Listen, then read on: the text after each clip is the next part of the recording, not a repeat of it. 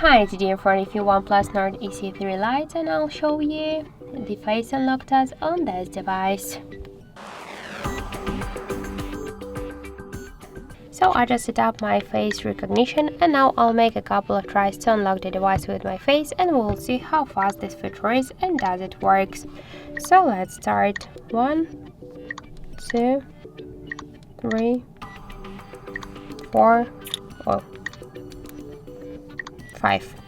So as you can see, the face unlock option works here fast and correct, and I just unlocked the device successfully without any problems. So I just suggest you to try this unlock method, but don't forget that the face unlock is less secure than the passcode or PIN code unlock methods. So that's it, thank you for watching, and if you find this video helpful, leave thumbs up and subscribe our channel.